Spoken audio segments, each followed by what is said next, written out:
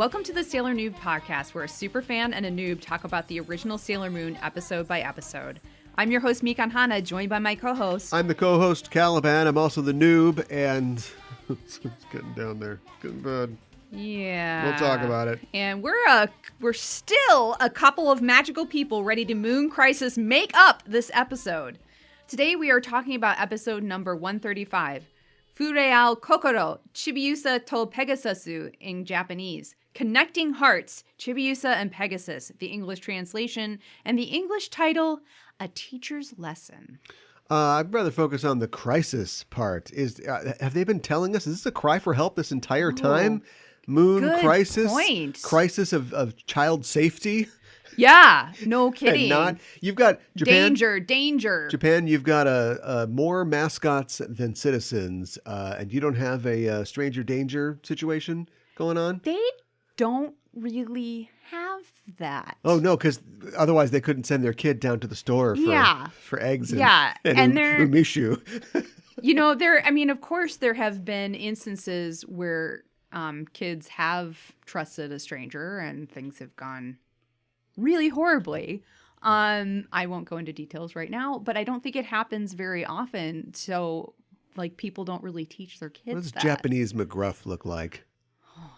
Gosh. Got big googly eyes. Yeah, he's rounder and cuter and more approachable. And instead of a trench coat, he's got a trench coat colored mech suit. He's got shoulders big that go out. And his ears are radio antennas, or picking up something from space. But, yes. Yeah. He's a robot dog. McGruff. Yes. Yeah, right. they love saying that. Yeah. Go do it. McGruffu. Yeah. It would certainly prevent some of the things that we have to deal with on this show. Yes, exactly. But we do it anyway. We do. And we're glad to be doing it. Yes. A teacher's lesson. Here's a lesson from Sailor Noob coming right at you. Yeah, who's the lesson for? We'll talk about it. We'll talk about it. I don't know, but I feel like somebody is talking down to me in a not great way, and I'm not enjoying it. But anyways. Some people don't have that sensor. You should be glad that you've got that you're being talked down to. Mine is so sensitive, we get a lot of false positives sometimes. I do sometimes get false positives, especially when you're, corresponding over email or written communication. Sometimes you just read something in the wrong way. I've read something in the wrong way and I've gone back to it the next day and I was like, oh, I interpret that completely differently now. Oh, I shouldn't have told them to screw themselves. I meant that in an endearing way. Right. It's kind of a fun thing. Exactly. Yeah. A suggestion. Right. Ha LOL. Go screw yourself. Here's Doesn't a come fun across gift. the same. Yeah, right. Yeah, exactly. On email. No, it doesn't. Ugh. Anyways. A failure in translation. Yes, exactly. That's the only thing I can think of that gave us this script. I don't think we can blame it all on that, though. Okay. It's an atrocity. So, well, anyways. The reviews are spoiled. Yeah, it'll be reflected in the review. Trust me. Stealing my lines. I'm going to write an email quick to Mikan Hana. Hey, screw you. That probably comes across, I think. Yeah, probably. So, Cal, without further ado, would you like to break down this episode? I suppose we have to. Mm-hmm. That's what we're here for. It's contractually obligated, although I've got my lawyer on speed dial. But That's good. Talk about our opening of this episode, which opens in the crystal forest of Chibi's dream as colorful aurorae undulate in the sky. And our girl Chibi is there with Pegasus, saying to him, I haven't told anybody about you or this forest. I've been keeping it a secret. See the problem? You see it, right? Yeah, okay. Barf. This is turning into a very special episode of Different Strokes. It is. One where the whole cast is talking to the camera at the end, and there's a 800 number at the bottom of the screen. Yes. She says, why don't you talk to me more? Why can't I see you more often? Say my name, say my name. Easy, Chibi. You're going to scare him off, and he's going to go live in the dreams of that cute toddler down the street. Oh no! Chibi says, you always help us, but where do you come from? Tell me. And Pegasus says, Why? Get out of my business, woman. Oh my God. Chibi says, I want to be friends with you. And Pegasus says, I just can't go for that. No can do. Chibi says, that's what I thought you'd say. And Pegasus only says, go men. Oh my God, no. As the scene fades. To the invisible big top in the center of town, where Zircon blazes atop Zirconia's staff as she tells the Amazon trio, listen, Pegasus is merely a shadow in this world. To capture him, you have to find the dream he's residing in. Pegasus holds the power to take over the world. Everyone caught up? Good. Tiger's Eye asks, if the person who Pegasus is staying in realizes his powers, what happens? Like if she tries to do whatever she wants with Pegasus. Oh my God. What happens then? Mm-hmm. Fisheye says, you think a person with beautiful dreams is going to take over the world? Which is very self-aware for a bad guy. Yes. It's like, hey, good point. We're the evil conquerors here, not our victims. They're supposed to be innocent. I like it when bad guys are aware of their place in the pecking order. You know, like when they're off, they go to a secret evil meeting and they come back and they, like push a baby stroller out in the middle of the street or something like that. You know, and they're like, what? I'm evil. We're the ones willing to do the evil stuff. We have the advantage. There's Stephen Dorff's character in, right? Stephen Dorff? I don't know. Is he the guy that plays golf or no, that's Stephen Dorff, the Christian Slater knockoff. His character in Blade is like an evil vampire, and he won't get with the agenda of the old regime of the vampires because they want to go legit, right? It's like a mob movie. Right. With Wesley Snipes lisping about ice skating. The world you live in is just a sugar-coated topping. And he's a rebel. And at one point, the main guy takes him aside and he's like, you're screwing all this up for us. We've got some good deals going on. Mm-hmm. And Stephen Dorff is like, we're vampires. Why do we care about the humans? Why are we making deals with these people? They're our food. He's basically making a plea to like, let's be bad. What are we doing? Why are we trying to, who cares? We should be taking over the world. And he tries to.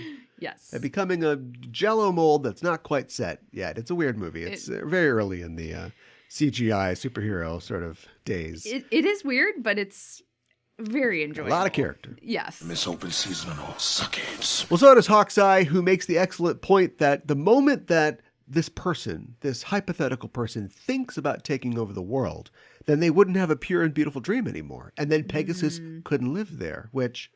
Nice logicking there. Yeah. Of a completely ridiculous fictional situation. I'm not sure that's how it works, but clearly you've thought this through. Mm-hmm. And apparently it's right because Zirconia says, Hawkeye is right. And Pegasus knows that truth as well. That's why Pegasus will never reveal its powers. If the host finds out, he has to go somewhere else. Okay, so... we need to talk. Okay. I know I've seen the episode, so I know that this is like, the plant and we will be paying off later. Right. But is this word of God? Is this one of those things? Is this what the bad guys think? You can't answer these questions, obviously. I don't know. No, I mean, like, even if you knew, you for spoiler reasons, you shouldn't. But do they just think this? Or is this one of those things where a character is saying, well, everyone knows that when a teenager pilots a giant robot, like they have thermal expansion, like, where they're sort of speaking for the writers, they're kind of like setting the stakes because this whole scene is setting the stakes. Yes. I wonder if I don't know how they know this information. You know what I mean? Yeah. And Zirconia seems to know this and then they're kind of figuring it out together, or maybe Zirconia hasn't shared everything that she knows with the trio. Well, I have a feeling that she's sharing it with the audience, but I mean, I guess that would mean that that's really true. So if it's really true, why don't they just go on TV and announce that Pegasus is real, he lives in your heart, and he can do the following things: give you all the ice cream in the world, give you the cutest boyfriend, give you unlimited clothes, pass a law saying dating your dad is okay. They'd have Pegasus before nightfall. Yeah. Pegasus would be just flying over the city. I can't enter any of these girls. It's look, I know how it sounds. Gross. Right? Yeah, that's a fair point. If you're saying, and once again, this is even weirder because we've talked about how this is like, oh, it's a young girl's awakening into a woman. But we're literally talking about knowledge. We're talking about like not knowing something, not being aware of your capacity for evil. The knowledge of good and evil. What does that sound like? Well, it sounds like the Bible. Biting an apple sound effect here. Yes. So I don't think they know. I think that they're just working anime logic out. I don't think this is supposed to stand in for the themes that I'm talking about. Yeah, you're probably right. Or am I? As we might see as we go on. Mm-hmm. Somewhere else in the big top, I don't know where, another room or something. It's a row of cages. It's a room full of boxes and what looks like cages. Yeah. We see Tiger walking and he calls out for Hebi Hanabiko. Yes. And we see a toei head pop out from behind a crate. Mm-hmm. And Tiger says, were you listening to that conversation? It's like when the boss says like, were you on that phone call? And he's like, oh, was I supposed to be? Well, she was. Yes. She's a good secretary or whatever she is. She says, yes, the one about Pegasus being a shadow. And the head, like, turns into a shadow. Like, this head goes and becomes like a shadow ghost and becomes like a silhouette on the wall with eyes that pop out. Yeah. Like a cartoon, which this is. And Tiger says, you have the ability to sneak into someone's heart from their shadow. Pegasus is a shadow. If you can get into his body, you can sneak inside whoever he is resting in. Yeah, that makes sense. What? I mean, it sounds like a Russian nesting doll at this point, but yeah. I was very confused by this because I hadn't seen the rest of the episode. And spoiler alert, it plays out exactly like this. But just in case, I checked out the Viz version of the episode on YouTube for our translation rewind. And it was exactly the same word for word. Okay, all right. And I'm like, did somebody just fall asleep? Or no, I had no idea that we would be doing exactly this later. It's like Sailor Moon Inception. It's not. It's like No? Sailor Moon just saying something crazy, like, you know, a sandwich is going to fall on your foot, and then you're going to sing Ave Maria. And you're like, okay. And then 20 minutes later, as you look down at the mayonnaise and bread on your shoe, and you say,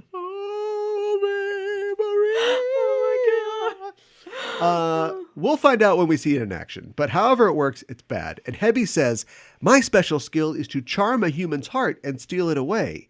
If I can steal the heart of whoever Pegasus is inside, he'll be ours.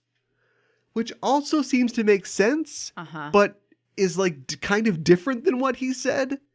That's Do you know what true. I mean? I thought that she was entering shadows, but she's going to enter a heart. Is she correcting him?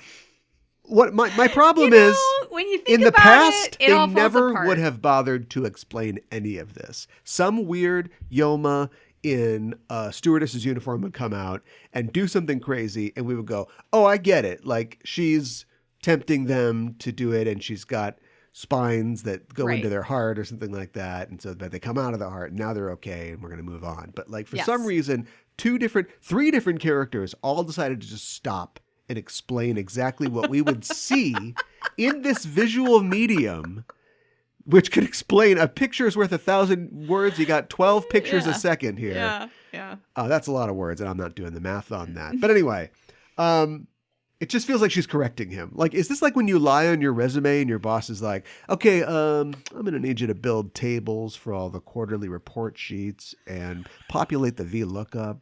And you're like, I will get right on that. How do I turn this rectangle on? Like, you don't. Right. But Tiger's like, okay, hey, seems like we're on the same page. No, they're not. I'll use you on this assignment. And as he walks away, she, as a shadow, like merges into his shadow. Oh, I didn't even It's a cool notice effect. that. Oh. And it's the only thing about this scene that makes Shivers. sense. Yeah. At a lovely park with a lake, which is not the usual park in Azubu Japan. This is somewhere else. Yes. Chibi, Fomoko, and Kyusuke are there. Yes. And just them, not the brown-haired kid who got eaten by the vampire, who I only remembered about because I looked at my notes from the super special episode that we did. Yes. Yeah, I don't remember his name. I've already forgotten. They are painting the landscape or maybe sketching it. They're doing art stuff. Yes. And FOMO says, wow, you're really good, Chibiusa. And Chibiusa lowers her easel, and we see that she's wearing round glasses and a fake mustache and a little beret. Yes. What color would you say that beret is? Red? You're gonna school me. A raspberry beret? Oh my god. She says, just call me an artist. The artist! That's what Prince wanted to be called. Oh my god. Kyusuke looks at the painting by the artist formerly known as Chibiusa and says, it's all right. And Fomo says, well, let's see yours. And he doesn't want to show it. And hijinks ensue. Sexually charged hijinks. I don't even recognize these characters anymore. Yeah. Their teacher shows up because this is a field trip and says, Mr. Sarashina and Miss Momohara, are you finished with your pictures? And they say, almost, Miss Morino. And she turns to Chibi and says, Miss Tsukino, what are you wearing? And Chibi says, I'm dressed like a painter I saw on TV. Yeah. What? Like a specific painter? Like Dali? When I looked this up. The mustache and the smock? And the beret? Well, when I looked this up on one of the Sailor Moon wikis, they said that this was a reference to Osamu Tezuka. Oh, I could see that too. Because he wore a beret often, and not he a painter had, really. But no, and he had. I the can glasses. find a picture of Dolly looking exactly like this. Okay. Yeah. So I don't know if the Sailor Moon wiki site was like, oh, obviously it's Osamu Tezuka, and maybe it was really more Dolly. Sometimes you should be careful. Being confident get you in trouble. Sometimes, yeah. I think it's Dolly. Okay, we'll go with that. Also, when she sliced that woman's eye open with the razor, that was also a real indicator. That's a Unshin Andalou joke for those keeping score. Oh my god! And Miss Marino says, "You can't do that." Okay, I don't like Miss Marino. Nope. You ever have a teacher like this? Yes, I did. I actually, very specific example. It'll be quick. My kindergarten teacher, we had to color in, it was like a turkey. It was like for Thanksgiving. And my mom had a parent-teacher conference with her. And she was like, I don't know why she colored the waddle that color. And my mom looked at her and was like, because she wanted to? I color the duck blue because I've never seen a blue duck. And honestly, I just wanted to know what it would look like. Yeah. Well, yeah. Come on. What the hell? Yes. This will be part of her fan. character arc, but I want to know how I'm not supposed to root for her to be assaulted at the end of this. Anyway, she says, don't fool around and be a good girl. She'll be a good girl when she's saving your ass later, lady. So cut her some slack. Plus, Chibi's from the future, and the future is a different country. True. What's school like in the future? She's probably like, I can't believe you guys don't have learning crystals, or something like that. Like, where's your psychotrons? Right. Is that after lunch? Right. Where is your tablet where you just think stuff and it shows up on it? You know? Right. You know? I would just be thinking a horse into this picture. Yeah, right. Just a horse, hopefully. Oh my god. Chibi says, dressing like this makes me a better artist. And her teacher says, oh, okay, well, let's see. Yes. So bad. Yes, this is a lively piece. Very good. But I can't give you a good score. I'm having you all paint a landscape. The assignment is to draw exactly what's there. You can't draw something that isn't there. Yep. Okay, let's get this lady on the board already. 1, 2, 3, let's go. Oh my god. We see that Chibi has added Pegasus to her painting, who's grazing by the lake, and she says, I thought it went well with the scenery.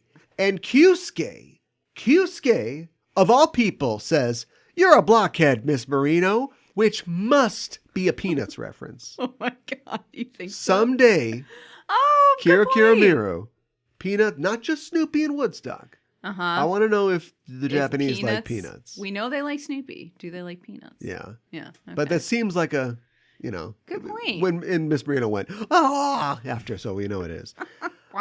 He says, yeah, right. She's like, Pegasus. He says, no wonder you're still single. Bang, bang. The Momoko I know would have thrown this lady in the lake already. I know. But this is faux Momoko. Why is she faux Momoko? I have to ask. She's fake. We did this on the special. Why is she fake? She's fake still? Momoko. Why is she fake still? Because she was an ass kicker back when everybody was getting the rage disease. Right. And now she's like boy crazy, and it's like there was 1 year. You went from like pre-K to K, and now you're like, I don't like it. Good point. They like secretly kind of age these guys up a little. I think you might be right. Yeah. Yeah. Probably in anticipation of the Pegasus thing. Ew. Anyway, Miss Marino thinks briefly about that bottle of Cutty Sark in her bottom desk drawer, but she says, well, there's still time, so you can paint it over before you turn it in. And she walks away to crush the dreams of another group of students. FOMO says, Miss Marino is a little cold, no? And Kyusuke says, maybe she doesn't like kids. And Chibi just stands there, confused, with her little dolly mustache. She's just like, what is life? What is life? Sitting on a park bench. Sitting on a park bench, right? It was organic. Yeah, okay. Miss Marino dejectedly says to herself, I'm really horrible at dealing with children. Maybe I should go back to working in Dad's slaughterhouse. You got a real talent for this. Oh my God. She leans back in frustration, and the picture that we see of her becomes a picture in the hand of Tiger's Eye. The pop of a champagne cork tells us we're in the neon bar as the Amazon trio contemplates their new target. Fisheye says, she doesn't seem all that great. And Tiger holds... Same. Also, like, hard agree. Fisheye is nailing it this episode, Yeah, well, I have to say. We'll see what happens. And Yeah. Tiger holds Marino's pick up to Hawk's Eye and says, considering her age, I guess this is your job. Classic. I know. Awesome. I know. Hawk says, it's not my type. I'm more into nurses and domestics. Oh my God. And Fisheye says, and I don't even like girls. Mm-hmm. Interesting. Mm-hmm. Put a pin in that. Yes. Or put something in that. Mm-hmm. Because Tiger sidles up to Fish and says, could it be that older men like me are your type? And Fish is indignant, although anime blushing. Yes. And says, What? How can I fall for a brainless musclehead like you? And Tiger is like, okay. Ooh, scary. As he walks off to take one for the team, literally, he thinks, I was going to try and get them to do the work, but if I can capture Pegasus, I'll get all the credit. Extra credit. Yes. Maybe I'll get an F in class. I brought my pencil. I called him Wince Neil before, but maybe he really is David Lee Roth. David Lee Goth. He's got the razor blade earrings. Better. So you've got like David Lee Roth, who is the opposite of Goth, but then for some reason he's got like a whip and like razor blade earrings. I mean, that fits, right? So he's like, Because wow, yeah! But life is empty. Like he's like the both of them like together. Yeah, I mean, he's got a whip, and he kind of looks like David Lee Roth a little bit. The way he's dressed. When did David Lee Roth have a whip? He's had like a riding crop. Oh. Okay, I thought you said he had a whip. Is A, ridiculous, and B, says a lot about like my knowledge of 80s hair metal. He might, maybe in the Just a Gigolo video, at some point he goes through a probably racist scene. There's a jungle scene in that, and he might get an actual whip. But I do think that he has like a baton or like a riding crop, like a military leader would have in one of the videos. Okay, well, I don't think he's got an Indiana Jones whip. All right, but you could make a leap from either of those to a whip. I'm stretching, but I'm just trying to show how, David Lee Roth and Tiger's Eye, the Venn diagrams overlap quite a bit. Well, That's all. when I was first giving them their 80s rock nicknames, I was saving David Lee Roth because I didn't think he was worth a David Lee Roth. But when you think about it, he's grown on me. Yeah. His rap sheet has grown. Yes. And same with Also David Lee Roth. true. So. Oh, wow. Really? No, like David Lee Roth, that's his persona that he's like, that's why in, which is it? Is it Jump? In the Jump video, he's being like pulled out of the hotel room, in a towel. Why would he be pulled out of a hotel room in a towel if there wasn't a Chibiusa in there with him? Do you know what I mean? Gross. This is what we're trafficking. This is what the show's become. I and It's just a sewer. I know. Well, we'll try to climb out of that onto the street. A street in Juban, where Usagi and Chibiusa are coming home from the store, but they're doing it in a way germane to an anime teenage mother and her child. Yep. Instead of sharing the load of groceries, they're playing Jankenpon or Rochambeau to see who has to carry all of the groceries. Mm-hmm. And they're measuring it out by telephone pole lengths. Yep. So they Jankenpon, and the loser has to now you got to carry it to that telephone pole. And Usagi is losing every time, and I love it. Uh-huh. And Usagi's mad. She says to herself that being good at Jankenpon proves that you have a bad personality. And just as she picks up the groceries again, she literally runs, into Mrs. Marino. Mm-hmm. Usagi's freaking out about breaking her eggs, but Chibi says, "Konnichiwa." And Usagi's like, "Who is this?" And Chibi's like, "It's my art teacher." And Usagi's like, "Oh, hello. Oh boy, I bet Chibiusa's always giving you a hard time." And Marino's like, "Are you her older sister?" And Usagi says, "How's she doing? How's our little Chibiusa doing at school?"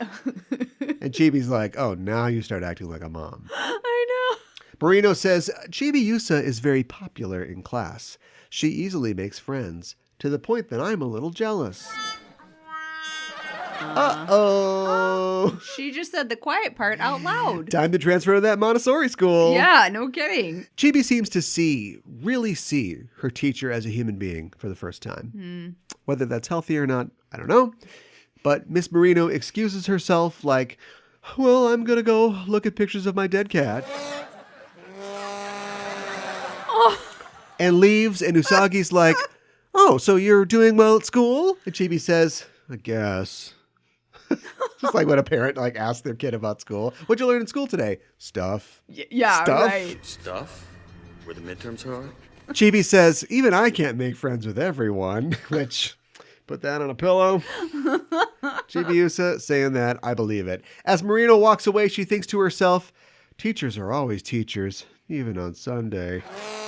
Come on, lady. Okay. Sign up for lowered expectations or something. Don't make this your student's problem. I know. As Miss Marino contemplates the canned soup dinner waiting for her at home, a voice says, "Miss, over here." And we pan over to see Tiger's Eye, dressed as a fortune teller with a booth on the street. Uh-huh. Oh boy, let's see where this goes. He said, is this the same fortune teller costume they all just trade between each other? Is there one costume shop in town that has a fortune teller's costume? And he's like, "I'm doing gangbusters on this. I don't know what's going on out there." I just have one. I just keep renting it. It's great. He says, "Is this about your work? Your face seems troubled. My job is to rescue worrisome maidens from their worries. Today I'll be your counselor for free." The evil's always offered for free in Izubu Juban. Marino is unsure, but Tiger says, "You're wonderful when you look worried, but you'd be a lot prettier if you smiled." Gross.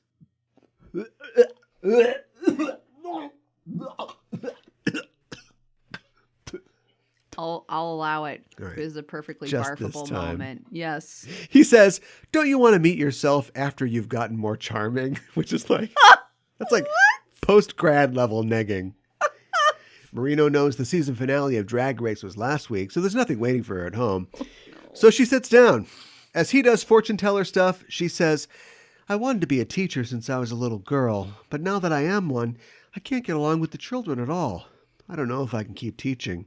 And Tiger's like, teaching, Jesus, lady's a real turnoff. No, I have to find Pegasus. Power through. I will finish what I start! Marino's still going. "I wish the children liked me more." And Tiger grabs her hand and says, "I've got the solution. You can say farewell to your tough life." Kind of menacingly. Uh-huh. And she's like, I've got some bitter crying to do at home, so I gotta go."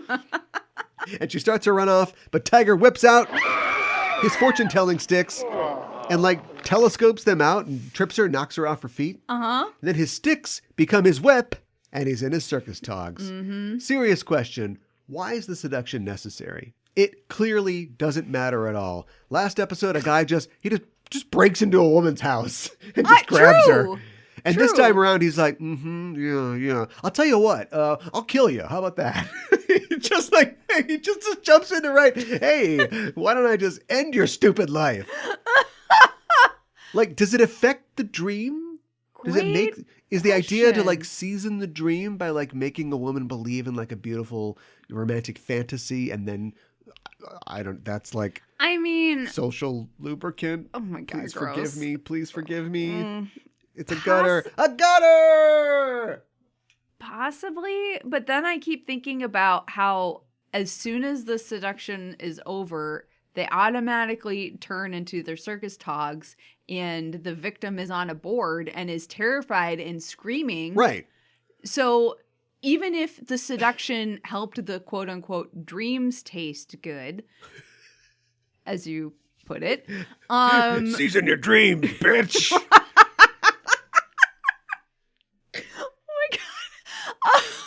I mean, wouldn't it just like immediately go sour and bitter because you're scared out of your mind and you're terrified and It's like a bitter finish. Yeah. Yeah. Gross. Up the street, our heroes are still heading home, and Usagi is complaining about how heavy the groceries are. And who should pull up but Mamoru? Yeah. He literally says, "Yo, want a lift?" And they do. Usagi says, "You really are my prince." But before they can get in, screams. Because this is a superhero show. No. Chibi and Usagi nod to each other and presumably transform. I don't know, we cut to a commercial. Back from commercial, 1, 2, 3, and Marino is on the board and her mirror's out. Tiger says, "Give me a dream." And in a daze, Marino says, "My dream? That they sell a love potion for cats?" Up the street. Love potion For number humans to use on feline. cats, not for cats to use on each other. That No. would be unethical. Love potion number feline, right? That's pretty strong, Okay. I guess. Up the street, we see Usagi and Chibi, and I was wrong. They're not in costume. There's no way we're wasting those 30 seconds. We need them. They transform, and just as Tiger pulls his head out, we hear, "Hold it! Teachers who reach out to their loving students are everyone's friends. Also, get away from that unrelated woman. In the name of the moon, I'll punish you." Tiger says, "I've been waiting for you." And he hits them with the circus platter. He's got whips, throwing knives, the whole shebang. He even has a knife. Just like power knife. Like he's just holding a knife like he's going to stab them. And after all that, but a red rose hits the street and Tuxedo Mask has arrived. And he's probably double parked up the street. He says, "You insolent fool who doesn't give up on assaulting women." Somebody's on the right page. And he's got his cane right up against Tiger's neck. This is like if you were getting mugged by Gary Cooper. He says, "Now, Chibi Moon." And with a raise of her carillon and a twinkle yell, she summons Pegasus. Pegasus appears and says, "She told me she's had riding lessons." But Tiger is ready. He summons Wall Walker Hebi Hanabiko. And out of his shadow comes the tow-headed lemur, who shoots upward in a swirl of darkness and slams right into Pegasus. "Whoa, do I know you?" As Pegasus stands transfixed in the sky, Tiger says, "They're all yours." And he leaps through a ring of fire and disappears. Marino drops to the ground as Pegasus continues to struggle. "Not like this. Not like this." And before everyone's eyes, Pegasus turns completely gray as the sky darkens. Sailor Moon can't believe what she's seeing. And then she sees that Chibi has gone totally catatonic. Maybe this is why you don't involve children in superhero fights. Maybe. The Power Pack's parents should be in jail. They shouldn't even bring Franklin Richards out there half the time. No. They'll come up with some handcuffs that can hold Mr. Fantastic. It's not cool. No. We go inside Chibi's dream, and she stands on a misty plain under a dark sky. From out of the mist appears Hebi, and we see on the top of Hebi, she's a short-haired blonde woman. Yes. In a black strapless top. Think like Goth Tinkerbell. But Nice. below, downstairs, she's just a ghostly streak of shadow. The gray form of Pegasus appears between them, and Hebi says, "So you're the one that Pegasus has been hiding in. He's such a lovely horse." Pegasus, sadly, is not able to reply currently. Chibi says, "What are you going to do with him?" And Hebi says, "Oh, I'm not going to do anything, because this is your dream that we're inside." And she, caresses Pegasus's muzzle. Almost does the back of the hand. Yeah. Which is, as we know, is the grossest thing you can do. It's like infinitely infinitely but more she gross. does the front of the hand. Yeah. And a bridle appears on him. Mm-hmm. Again, sorry, Pegasus is unable to comment. I can't do a joke. I've got a good one. Oh, no. Hebby hands the reins of the bridle to Chibi and says, "Take this, and Pegasus is all yours." And Chibi's like, "He said not until I was older." No. Chibi hesitates, and Hebby says, "What's wrong? This is a special horse. With this horse's powers, you could control the world." So, finally, this is the seduction of the dream. This is what we're talking about. They planted it before. It's coming out now. This is why they had to tell us all this stuff, even though it didn't really exist before now. Right. And Chibi's never going to want to take over the world, but she might like the idea that she can be with Pegasus forever and maybe tell him what to do. Yes. That he's all hers. Right. Okay, show, you landed the metaphor. I guess it's still inappropriate and creepy, but technically, 100%. I get it. You did it, show. Kind of. You audited this one, but no credit. No. A C. You got a straight C on this one. And Hebby's really getting up on that horse, too. Really just getting all over it. Oh, my God. She puts Chibi's hand in her hand with the reins. Like, here it is, you know. Take it. She's like, "Join me and we can rule the universe." But after a second, Chibi says, I'll never join you! "My dream is to be friends with everyone I like. I don't want to own Pegasus. I want to be friends with him. Go, Chibi. Use your Dream 45. Plug this hag." But the hag is like, "What a waste of effort to make friends. Just take control of people. You just control them." But Chibi says, "That's none of your business. Get out of here." And in a flash, Chibi's dream goes from dark and gloomy to bright and pink. And Pegasus is free. "I'm too pretty to do time." The horn on his head blazes as his reins fall away. In the real world, Hebby is cast out of Pegasus and plummets to the ground as the sky over Tokyo becomes blue once more. Life returns to Chibi's eyes just in time for her to say, "Now, Sailor Moon." We get the MGM. Hey, MGM.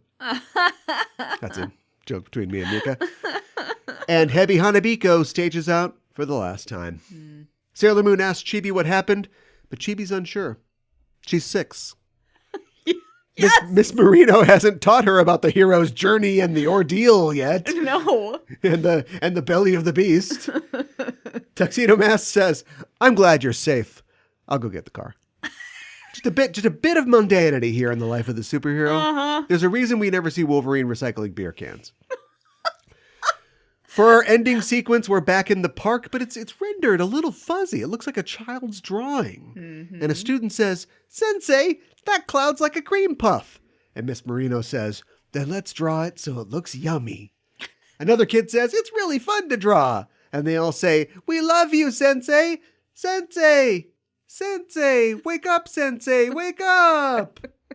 So cold, show. Colder than the freezer at Bob Floyd's. We could have just cut to an indeterminate future where being physically assaulted made this lady a good teacher somehow. It's like an effed up scholastic version of Regarding Henry. But nope. She's got to wake up in an alley after getting beaten up by a fortune teller, just like her mother always said would happen. Oh my God. Miss Marino wakes up to see Usagi and Chibi checking on her. And Chibi says, "That weird guy was chased away by Sailor Moon," which finally we get some plausibility in these attacks. They're pretending. I know. Where'd he go? Oh, gosh, that's Sailor Moon. Mamoru says, "I'll drive you home if you like," but she refuses. She refuses a ride in a beep beep vroom car with a nice handsome guy. Why is she single? Gee, no There idea. are deeper issues here, Yes. I think. Chibi's like, "We really helped her out." And she starts to walk away. But Marino says, "Wait, Miss Tsukino, your picture from the field trip, why did you submit it with the Pegasus still in it?" And Chibi says, "'Cause the police, that's why." No, she says, I thought it made the picture better that way. I drew the duck blue because I've never seen a blue duck before, and to be honest with you, I wanted to see a blue duck. When I saw that scenery, I thought it would look great if Pegasus was there. Quit grilling me, lady. I'm a little kid. I know. And Miss Marino says, perhaps my least favorite Sailor Moon character ever. She says, but then no matter how good an artist you are, I can't give you a good score. Come on, lady! I know. There's an entire Pink Floyd album and a movie about you. I know. Chibi, with infinite patience, says, I know, but listen to these words, I like myself better this way. Mm-hmm. Chibi didn't learn anything from us. We learned from Chibi. Yes! One of my favorite lines in the entire episode. Miss Marino, who has not died of shame yet, says, you're a weird kid. But between us, I like that picture too. That F-earning picture. I know! Oh, geez, I guess we invented art or something. Oh, my God. It's almost like something pretty that makes you happy is art. And can't be related in some objective sense. Oh, Yeah. jeez. This lady better get back to her office and there's the chain on the door. That's what I'm saying. Stop teaching kids to be creative, Miss, you quit your job. uncreative person. Miss Marino finally leaves to masturbate bitterly at home, I'm guessing. Oh my God. And she says to herself, I like myself better this way, huh? This time I won't fail. You little brats. And she's hit by a truck in my headcanon. Just bong, the rainy graveyard. The priest looks around, but no one is there. This is some Eleanor Rigby shit. That night at the Sakino household, Chibi gets a giant bowl of ice cream in my headcanon. And after she's getting ready for bed, from her window, there is a spill of glittery light that coalesces into a green jeweled cup that rests on her windowsill. Mm-hmm. The cup portion begins to glow, and Pegasus appears inside. He says, I wanted to be friends with you too, so I wanted to be at your side. Also, more than 44% of teachers leave the profession after 5 years, so fingers crossed. Pegasus facts. Oh my God. Chibi says, so I can see you whenever now? And Pegasus says, yes, whenever you're alone. Pegasus. Emphasis on sus. Yep. And speaking of sus, Chibi says, one sec, and takes her clothes off. Just save it. Just save it. We'll talk about it. Pegasus, to his credit, is like, oh, this is hard to write a joke for. And as Chibi pulls on her nightgown, she says, we call you Pegasus, but what's your real name? And Pegasus says, I have a lot of aliases. No, he says, Oh my God. Sorry, I can't tell you that yet. And Chibi says, I see. Totally normal. No big deal. We're going to be great friends. Let's talk about something that is definitely different in Sabu or Dabu.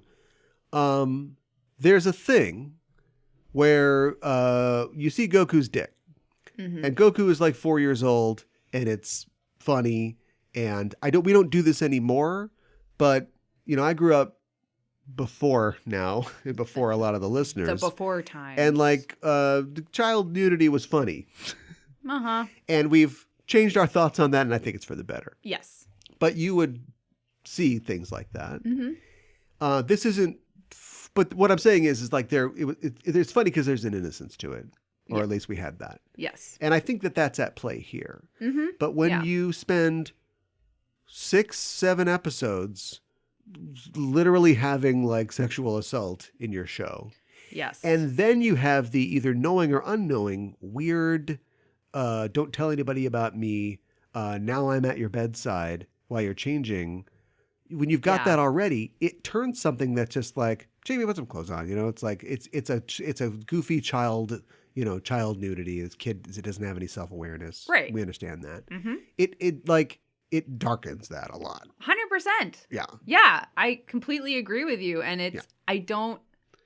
So my question for you, I don't understand why it's included in the show. Well, that's my question for you. Mm. Do the Japanese think this is normal? Again, I go back to Goku or I'm sure there's any number of anime kids that are, run around naked, and it's like, get back here. Well, I do think that you were hitting on something with it being more prevalent back then and us being okay with it. And I think that that's definitely at play here. I also think that the largely male, if not completely male, anime staff did not think that the Pegasus Chibiusa, gosh, what do I even say? So this relationship, this friendship isn't in the manga. was as No, the her being naked in front of Pegasus, no, it was not in the manga. Right, but right, and again, I'm not trying to focus on that to the exclusion of everything else. Mm-hmm. It is really weird. Here's a way to do it. Chibi's like, oh, hold on. And then we hear rustle of clothes. We know what's going on. You can even keep Pegasus being like, oh. Yes, blushing. Look away. Or, then he does that thing that everybody does in the movies, like in Indiana Jones, where he's like, I'll just fiddle with this mirror for a while. Yeah, right. So I want to laugh, and I don't want you to laugh at okay, it. I'm sorry. It's not. But I made the joke, I guess. Yeah. I can't help myself. But I don't have a problem with that because what we were talking about, I think it's an innocent thing. It's fine. It's just, you can tell a clean joke in a strip club and you're still in a strip club. Do you know what I'm saying? Yeah. It doesn't. Yeah, I completely know what you're saying. It is eclipsed by everything else, intended or unintended, that is going on in the show. Right. I mean, so I guess I don't want to say that the Pegasus Chibiusa relationship is completely not creepy in the manga. But I do want to say that it is way more innocent and not nearly as creepy and I have to reread it, but I don't think he makes a big deal about like, you can't tell anybody about me sort of thing.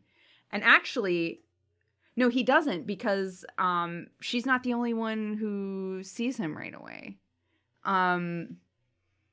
It's different, you know?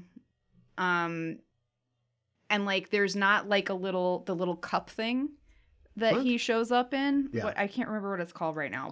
Yeah. Plus we had a cup last year. What the hell? Well, that is completely made up for the anime. So you want to talk about toyetic, it's not even in the manga. We just like, oh, we have to create something. So, okay, it's called the stallion oh gosh, help me with French. Reve. Reeve. It's called the stallion Reeve. Yeah. And in the manga, he would appear before Chibiusa, but he would just appear as a smaller version of himself encircled in pure light. So, like, the anime is like, we're going to do that, but we're going to create a toy that he comes out of in order to do that. So, yeah. I don't know. Is it the little caret above the second E? Yes. That means dream in French. Yes. Yeah. So it's like horse dream. Which I don't know. What if you what does it mean when you dream about riding a horse? I don't know. That's a good question. I don't have my dream book in front of me. I used to have one. I don't think I do anymore. They say if you dream about flying, it means having sex. So it's like, what happens if you dream about having sex? Yeah, right. Is it also about having sex? Like, is it just like, is Freud writing this book? Like, what's going on? Freud's riding this horse. Oh my god. So, disappointed. Show. Yes. 100. You want to. Here's the thing. You have a responsibility. And I wouldn't even say that your responsibility is to make something good. There's a lot of crappy shows, movies.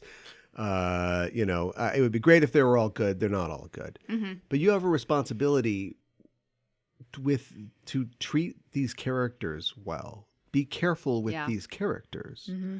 And this whole concept, look, if this was like a seinen thing or something like that, would this be okay? I don't know, maybe. If this was happening I don't think so. No, I'm not saying. Once again, I return to the argument of there's a difference between like real world morality and a story that you're telling.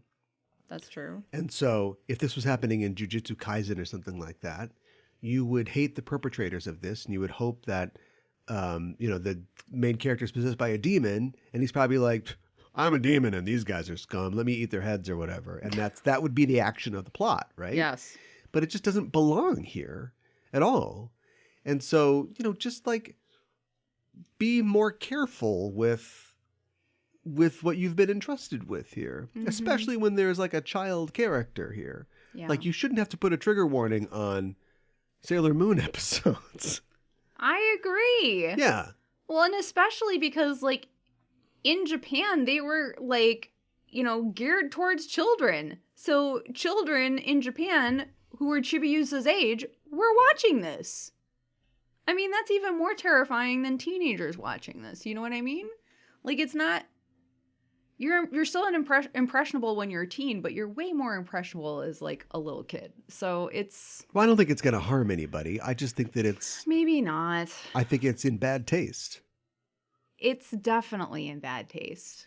And when this is supposed to be something that's all about, girl power and female empowerment and, like, friendship between girls, what is this doing in here?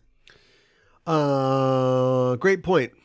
More Monaco episodes. I didn't know that I hated bad teachers so much, but I do. Apparently I really do. I mean... Come on, attack this lady already. Yeah, like seriously. Get the whip out. What I didn't know is like... It's such a terrible lesson.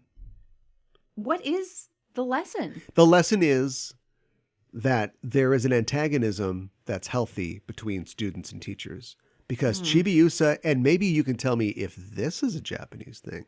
Okay. Chibiusa, I'm going to tell you, she's a free spirit. She is. And so she maintains that free spiritedness because it is, for some people in the audience, I'm guessing, encouraging and entertaining, but also because she's going to continue to be the crabby little Spitfire who is one of the heroes of this show. So she's not going to change. No. But then also the teacher doesn't change either. All she gets from this experience is a renewed commitment to beating the life out of these kids. I know. And beating the life and creativity out of them, like the aforementioned Pink Floyd album, So what if she learned, to be a little, like even in her dream that she's literally having a dream. Which is the first time I think we've seen a character's like dream. Like the guy always says, "Oh, the dream is beautiful," and you think the dream is like a existential idea of what they want to accomplish. But we're literally seeing she's having a dream. When she's it's the first time in Supers we've seen. Like, and in that dream, she's like a nicer, better teacher that the kids like. Yeah. But at the end of this, she's got this. I just for the background, I've never been like I've never drawn a paycheck as a teacher, but I have. Studied education. Well, I need to make this distinction. Okay. I come from a long line of teachers.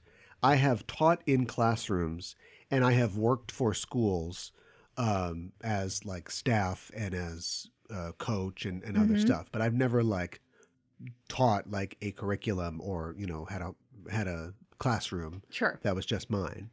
But I recognize the us versus them mentality. There are teachers who get this sort of like. It's a war. Let me tell you, son, it's a war. You got to survive this war. Don't let these bastards, they smell a drop of blood and they'll come for you. That is a mentality.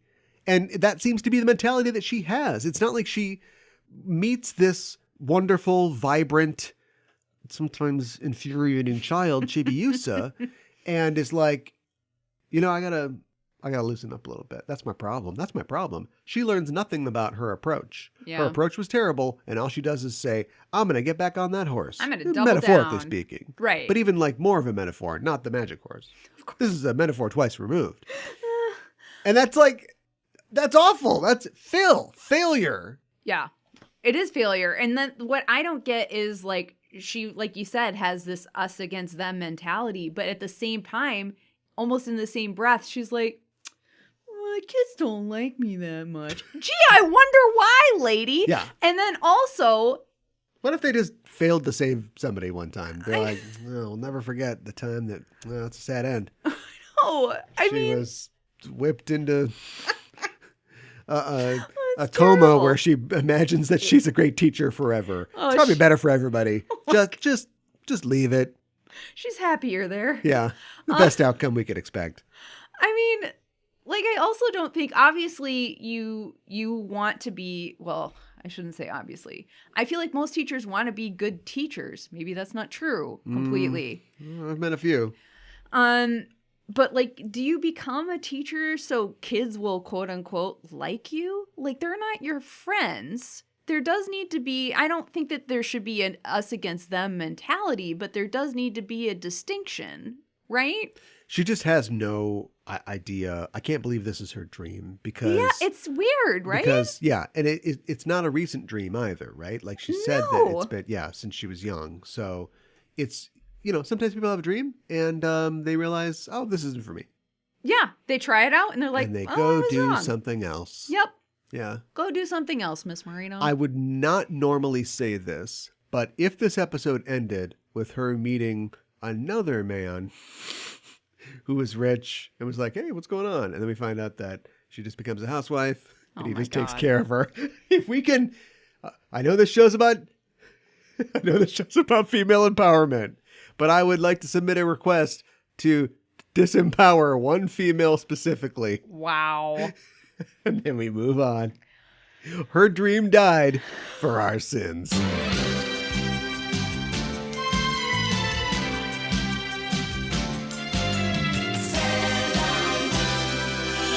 Today for Kero Kero Mirror, or Curiously Looking Around, where we talk about elements of Japanese culture within the episode, we're going to be talking about teaching in Japan. I figured. Yeah, right. If we weren't, what would we be talking about? So teaching in Japan is largely similar to teaching in the West, but we're going to be talking about some of the major differences. Students usually have the same homeroom teacher and fellow students during their entire attendance at a specific school. Instead of students moving to different classrooms to attend courses, they stay in their homerooms and teachers move from classroom to classroom instead. Since teachers have to carry all of their materials for multiple classes, the lessons typically are a lecture style with students taking notes in preparation for testing as opposed to something that, might be more interactive. In Japan, teachers are encouraged to work together as a team. Quote, lesson study is a process where teachers research and plan lessons and then present it to other teachers for feedback.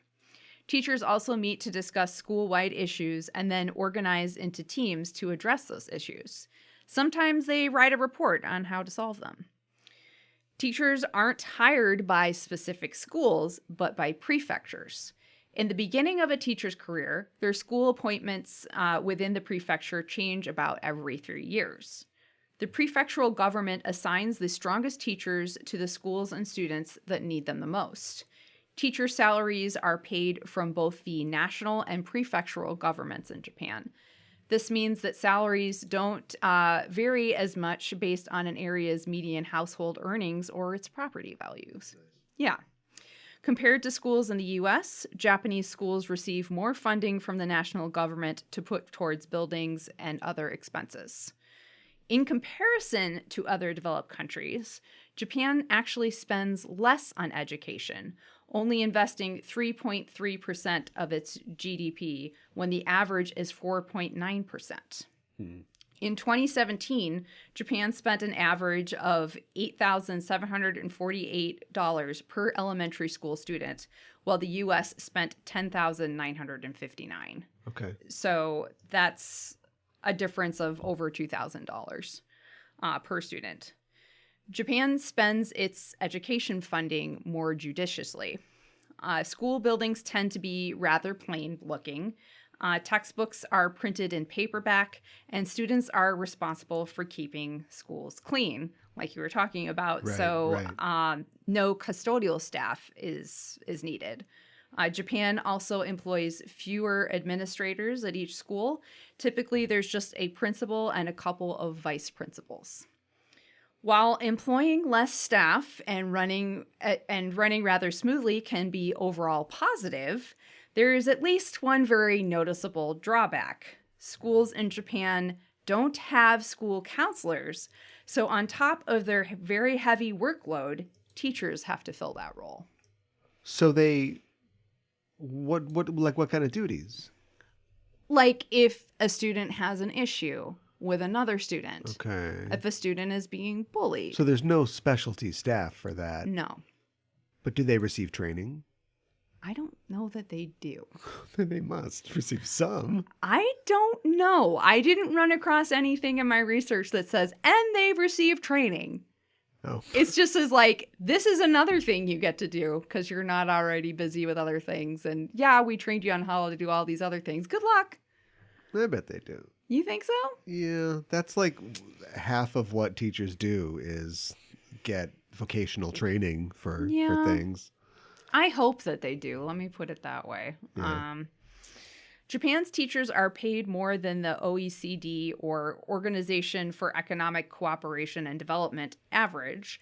It is very competitive to become a teacher in Japan. There are teacher entrance exams that are administered by each prefecture and are very difficult to pass. Huh. Because, of course, they have entrance exams to become teachers because it's Japan. It's, not a bad idea. It's not a bad idea. So wait, you get your degree Yes. and certification, Mm-hmm. and then... Well, actually, I think the entrance exam... Okay, well, we have certification here. No, you're right. Yeah. I mean, you would get your degree. I think the entrance exam works as their certification. Okay. All right. Yeah, that makes sense. So Satoko Owada took the Fukushima Prefecture teaching exam 5 times before she passed. She's now a permanent teacher, guaranteed a pension and a job in the prefecture until she's 60. Okay. The year that she was successful, there were 200 people who took the exam, and she was one of the 5 who passed. So, Jeez. yeah, very low passing rate. Because of people just not making the grade, or they can only take X amount? And when you say guaranteed to have a job, what does that mean? Do you get like a UBI until they place you somewhere? Well, the way I interpreted it was that it's kind of like, not college, but like a tenured position in college, right? Like you're guaranteed to have, but you're guaranteed to be employed by that specific prefecture until you are 60 years old. Right, but like, what if a school closes, or what if there's not enough positions? They'd move you to a different school. Oh, okay. And if there's not enough positions, they would find you a position at a different prefecture. Okay. That's at least how I interpret it. Don't quote me on that. But I also think that it's not that there are limited spaces. I believe that it's just that tough, because that was what I was led to believe in my research. Mm-hmm. If you don't pass, you can still teach, but you typically can only be a 1-year contract teacher, which forces you to move to a new school each year. The exam is literally a bar of entry into the profession, as many people give up if they aren't able to pass. Even after they are fully certified, teachers have motivation to continue to improve, as every 3 years they are reviewed for a promotion. Which I think that overall, at least that last piece, I think is probably pretty good, because then that encourages a teacher to not become complacent and to continue to grow themselves. I guess they're guaranteed a job. Yeah. Okay. Maybe I see you're your happy point. where you are. Yeah. That could, you know what? You know what I like? That could be true too. Picking up all my social studies books and moving to another class. Why should kids move anywhere? I'll do the moving. Yeah, right. Exactly. It's not asking much. You know what I like? Teaching art, because it was my dream. And these kids don't like me, but screw them. I like walking between the same 5 classrooms every day. Exactly, carrying all my art supplies. I bet there are carts, right? I don't know. If it's okay, all right, you're focused on it being an art teacher. I am now. I'm just thinking about Japanese Matthew McConaughey, and he's saying, "That's why I like being an art teacher. I keep getting older. They stay the same age. Because I teach 9th grade." What did you think I was saying? Oh my God. No. Matthew McConaughey taken out of context. All right. Oh, no. Oh, my God. When you are a teacher in Japan, you have a lot of additional responsibilities. On top of grading assignments and preparing lessons, there are administrative duties, club activities, and there's even more responsibility if you are a homeroom teacher.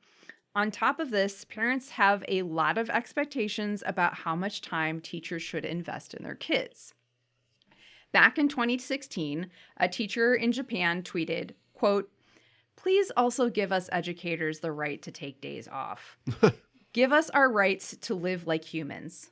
The lives we're living now, working at school 16 hours a day, is abnormal. Why are parents angry when they call the school at 10 p.m. and say, 'Why has X sensei already gone home?' Don't you see a problem with calling at 10 p.m.?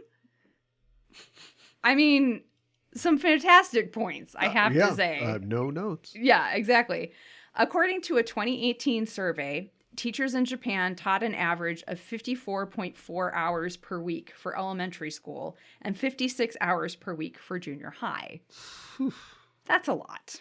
As we talked about previously, there is a Japanese cultural issue and expectation that employees constantly work overtime. And that is a major thing that is still at play with teachers, too, obviously. So, like, more time than teachers already work overtime? Well, the reason why they're working overtime is because there is an expectation for them to work Teachers work overtime no matter what. But you know, they don't get on the bus with the kids and leave. I know that, but like, plus they work at home. 54 hours at the office. We're talking about at the office hours, not at home. Yeah. But they get chastised by employers or parents if they don't put in the extra hours because it looks like they're not dedicated and they're not taking it seriously. Well, I guess, and I don't think that we're going to get into this because I doubt that people would write an article about this and you didn't find this information. But I guess what I'm interested in this debate is, what is the perception of the public and vis-a-vis teachers and how much time they put in? Because I think the average American parent has no idea how much a teacher spends. Yeah. How much time they spend either at school or working on school stuff when they're not there. Mm-hmm. And if they were to read in Newsweek, I'm being generous, that it turns out teachers don't have to do all that much work. It's pretty easy. I think most parents would be like, oh, great. More time for them. Now, this is a fantasy land. End scene. That does not exist. Teachers spend a lot of time both at school and working at home for salary money.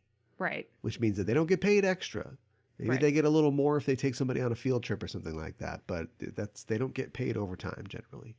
And so I don't know what the perception in Japan is. You're telling me people think teachers don't work enough when they're already working over 50 hours a week. Yes. Why aren't you available whenever I call the school, including at 10 p.m.? Yeah, they're not going to be there at 10 p.m. Well, and I read something else, What gave them this unrealistic expectation of teachers' availability? Was it Astro Boy? I think it probably was. I can't think. I don't know. Was there some Japanese TV show where there was like a teacher, like house for teachers? And they're like, oh, house teacher is going to be there all the time. It's so surly, but kind of handsome. That is a great question. I don't know the answer to that, but it's like they just feel like their child's education is so important. And also the teacher, I read something that like parents were upset that, they don't have school on Sundays, and parents were like upset that they don't have clubs or something on Sundays. And it's like the parent. Look, if I see my kid, you're doing something wrong. I don't want to see my kid. That's what it seems like, right? Well, we've talked in the past about the pressure that parents and students feel to excel and to be, have their future planned out. Yes. Going back to pre-K. Oh, you're getting the right pre-K. Now that exists somewhat here, but usually within certain economic classes.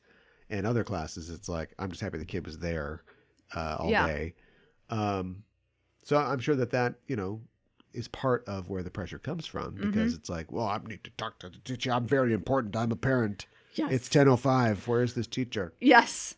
I also think that maybe it is, like you said, like they don't, the parents work so hard and they need a break, and Sunday is their time off, why is their kid around? And it's like, that is not a great attitude either. Not surprisingly, according to a survey, 58% of teachers thought about quitting, and the majority of them cited health problems caused by overwork. But, I mean, which for a Japanese person to complain about, that's a big deal. Yes. Well, and even with that I lost an arm. Right. And well, even with that tweet that teacher said, like, people in Japan usually aren't that forthcoming. Anyways, Japan Teachers Union, or JTU, is Japan's largest and oldest labor union of teachers and school staff. JTU was established in 1947, and the focus of its platform was peace education. In 1951, the JTU adopted the slogan, quote, "Never send our students to war again!" exclamation point. Teachers and the general public were deeply hurt by the devastation of World War II and were very sensitive about wartime military deployment and patriotism. And, you know, many teachers, I think we've touched on this a little bit before, but in the schools, there was a lot of, obviously there was a lot of patriotic talk, but is very militant because one of the guys who is like the head of education was a military guy. Right. And a lot of the teachers had a lot of really huge regret about that because they felt like they had encouraged their students to sacrifice their lives for the emperor, and they felt responsible. The union is known for its critical stance against the conservative Liberal Democratic Party on such issues as Kimigayo, which is Japan's national anthem, and the flag of Japan, and the screening of history textbooks. And I'm assuming when they say screening of history textbooks, that means, we're not going to talk about World War II so much. That happens in Japan. We'll just cut that out. On the subject of World War II. Yeah.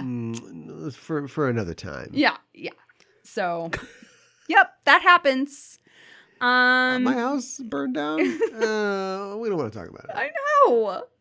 Historically, there had been considerable antagonism between the union and the Ministry of Education, which is currently known as MEX. Yeah. Some of the factors were political because the union has been strongly leftist, and it often opposed the more conservative Liberal Democratic Party.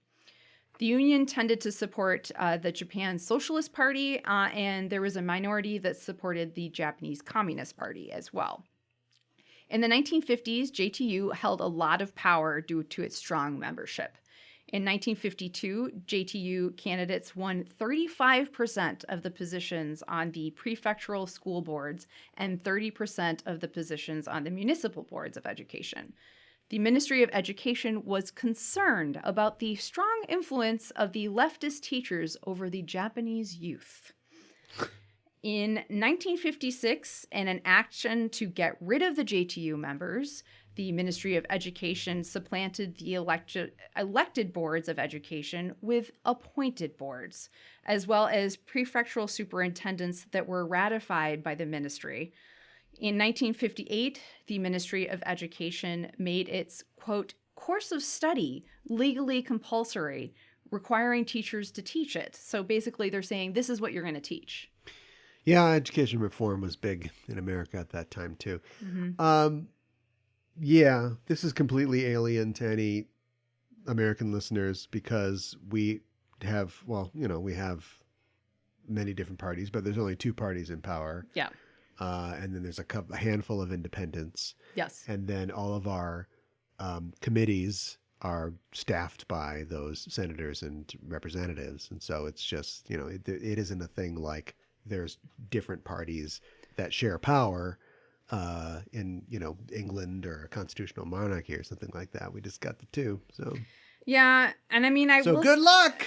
And then whoever the presiding president is, that's who nominates the chair of education, right? And the cabinet member, and so that determines what the agenda is if there's any. And weirdly, labor doesn't come up at all on either side. So weird. Yeah. Huh. Yeah, and I mean, I guess the one thing to say is to the Liberal Democratic Party, I know we've talked about them a ton in the past, but they have mostly been in power since the end of World War II, if not longer. Yeah. So they've been in charge for a long time. In the late 1980s, internal disagreements in the JTU on political orientation and on the union's relationships to other national labor organizations finally caused a rift. The union had opposed many reforms proposed or instituted by the Ministry of Education, but it failed to prevent changes in certification and teacher training.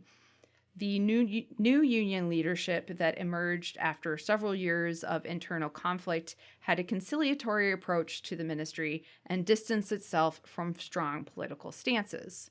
In 1990, the JTU adopted the new slogan, quote, "Participation, proposition, and improvement." After the new slogan, "You're on your own." I know.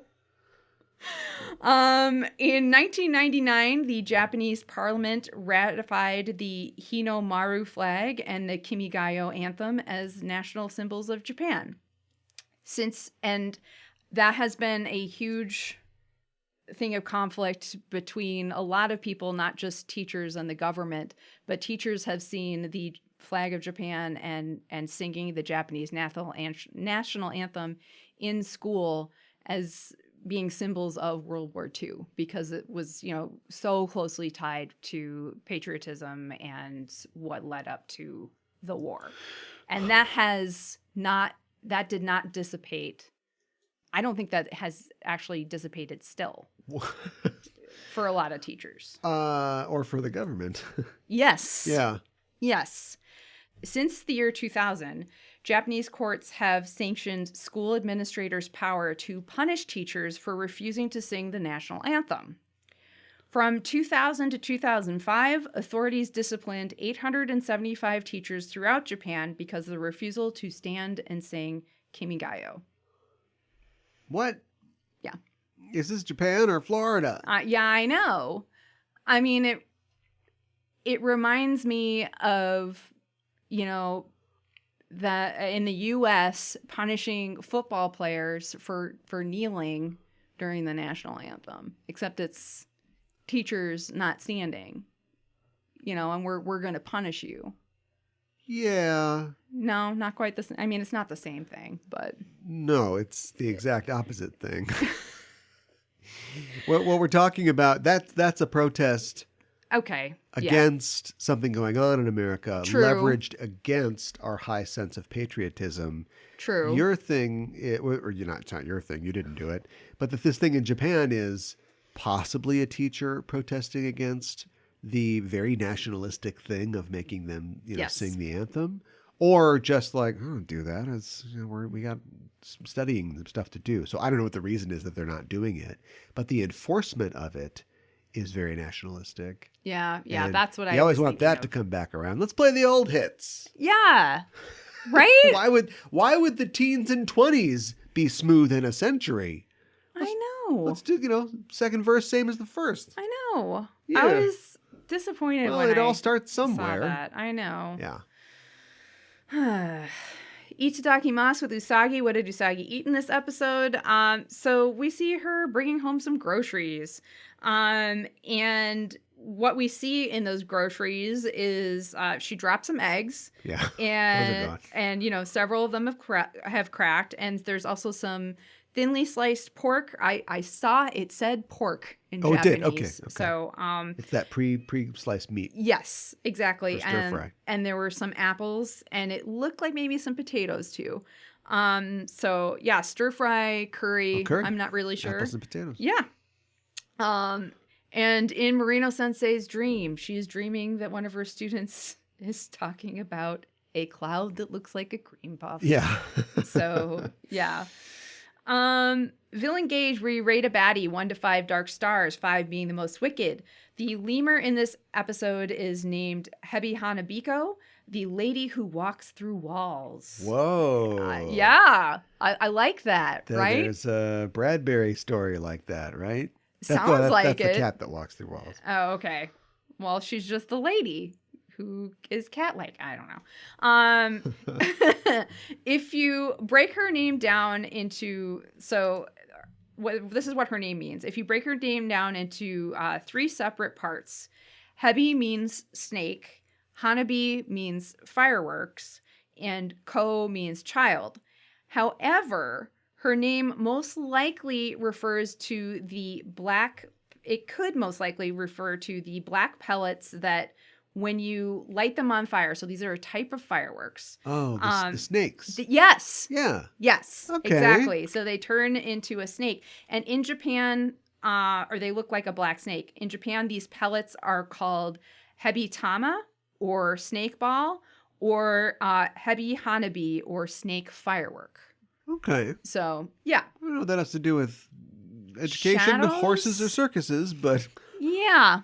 I guess you could have fireworks at a circus. I don't know. A snake at a circus, maybe. Yeah, you could have a snake.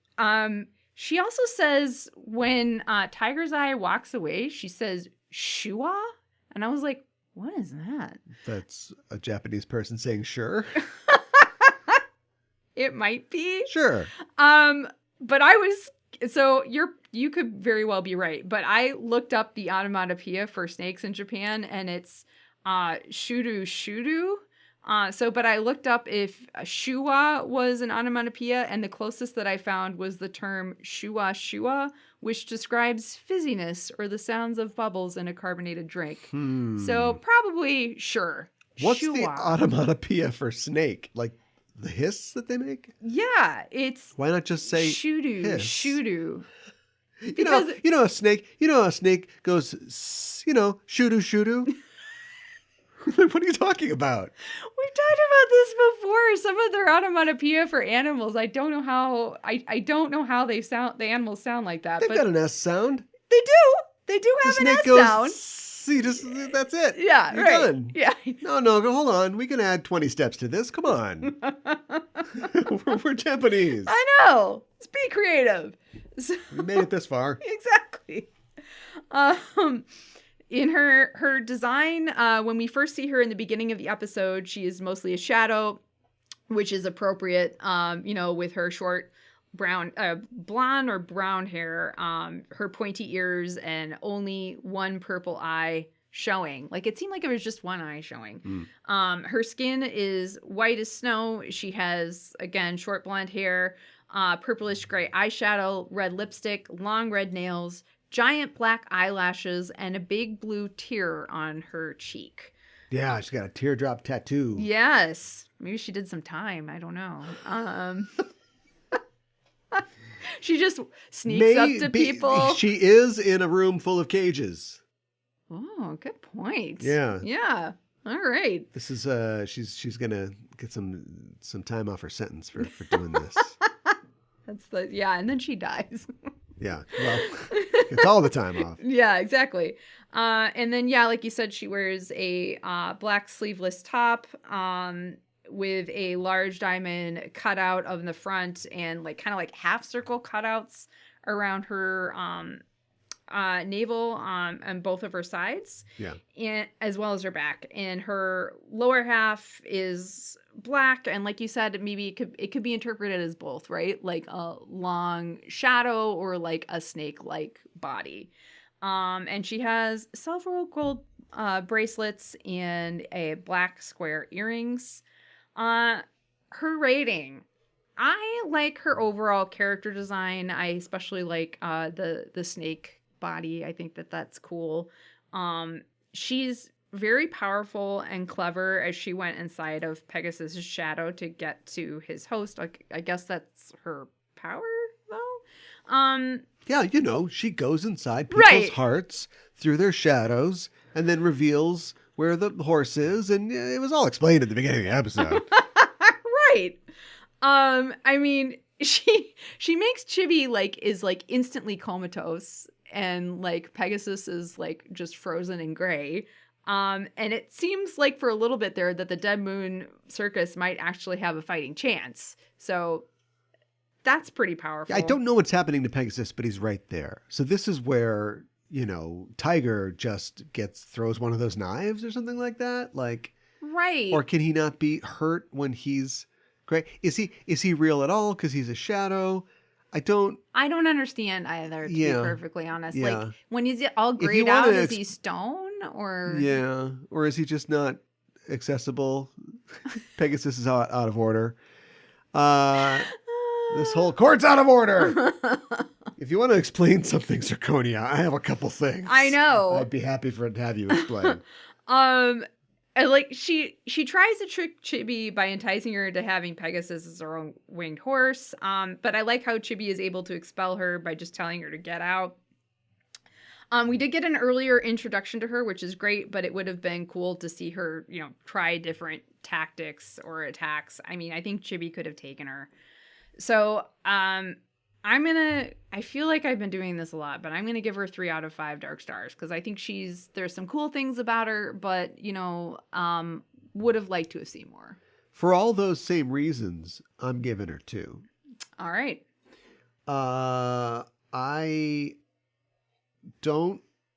She just doesn't, okay, so we're still, look, it's early-ish still. Yes. But I'm still waiting for, the bus to show up. You know what I mean? For this season? So we can hop on. Yeah. As we've discussed previously, there's kind of a punctuated equilibrium of story in this where we kind of squeeze as many things out of this as we can before we sort of move forward and the gear catches. Yes. And so this episode is kind of that because there's an acceleration with getting the horse dream or whatever. And Pegasus, she knows that Pegasus is in there, but I guess that's okay because she is not evil and unambitious. And so it's a safe place for him to be. But it seems like their relationship, I hate every word I'm saying, has gone to the next level. That's why I hate what I'm saying. But so anyway, my point is that she should be a bigger deal. She should, absolutely. She's a Pegasus-seeking missile. Yeah, why haven't they used her before? And she basically achieves her goal, and then she completely blows the sales pitch to Chibi. Yeah. And we understand that Chibi is, our heroine, and she's a pure person, and we like her for that reason. But it's okay she also did lose the silver crystal that one time. Like, it's okay for our heroes to make mistakes. So I would be open to her being seduced or like taken in by this idea just long enough for the status quo to change. Mm-hmm. But it doesn't.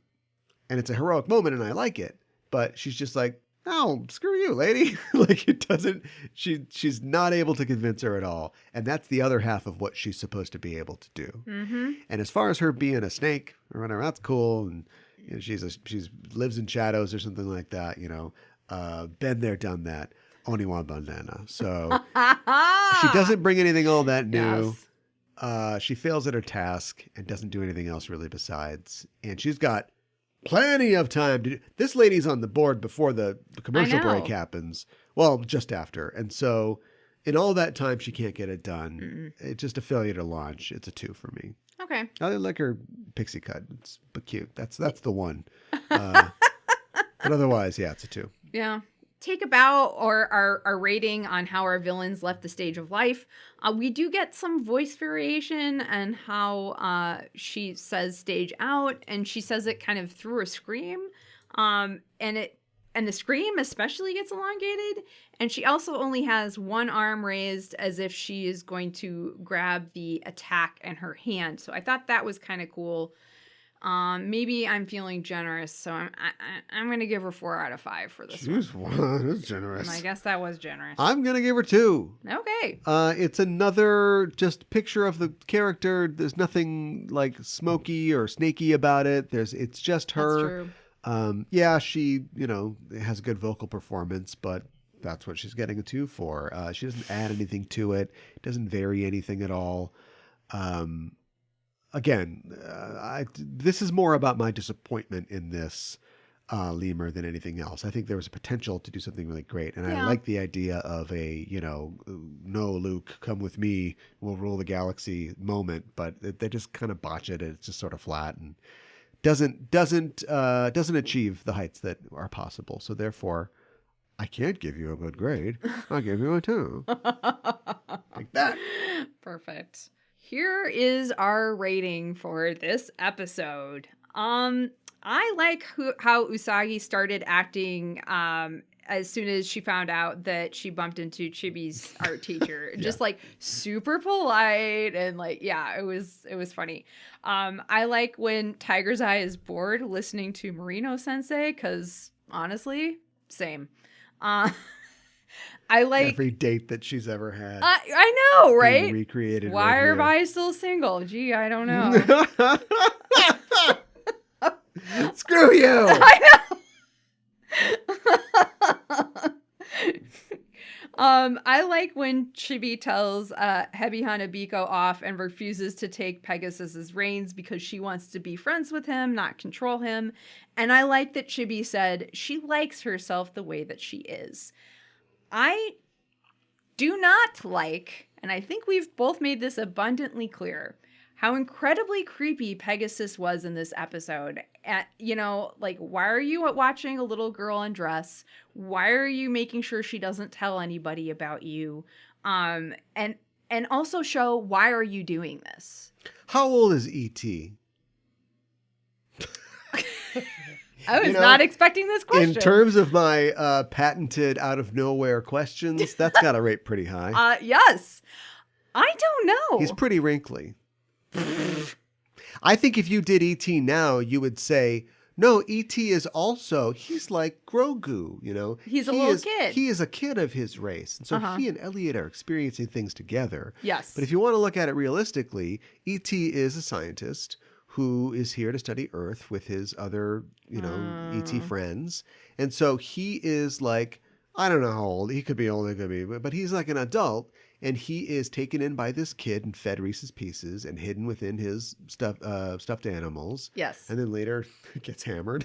It's drinking beer out of the fridge. E.T. weird movie. They wouldn't make that today. You're right. But they both learn something about each other. Yes. You know what I mean? Mm-hmm. Pegasus he can't help the fact, ladies and gentlemen of the jury, look at the horse in the witness box.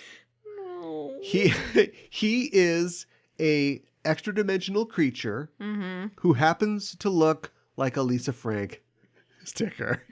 This is true. And he must exist within pure dreams. He did not choose this life for himself. Oh my God. Ladies and gentlemen of the jury, if Pegasus is guilty, I'm guilty. We're all guilty. Oh my God. So it's possible. Again, I don't accept it, but as a devil's advocate, it's possible that he can't help the fact that he has to live within a little girl's dream, and sometimes she's going to undress, and he's just like, oh, okay, this is going to happen. Okay, all right. My God. Just going to look over at her poster of Shoujo Commando. Chibi's got to like something cool, right? Yes, absolutely. She's not a something cool for little kid. kids. No, yeah. it's probably Doro or something like that. Sure. No, who's the little blue guy? Doraemon. Doraemon, yeah. Yeah. Doraemon, yeah, like, absolutely. Okay, she done? Okay. I hate this part of the job. Oh my God. Right? Yes. Except for what's going to come later. But we're not there yet. Yeah. So for now, it's weird. It's weird. And because I am very disappointed and unhappy with this episode, I'm going to give it a 1. God have mercy on your soul. Yes. Ladies and gentlemen of the jury, just because he has a horn does not mean he's horny. Oh you must acquit. This episode was a roller coaster, but like a broken roller coaster. Mm-hmm.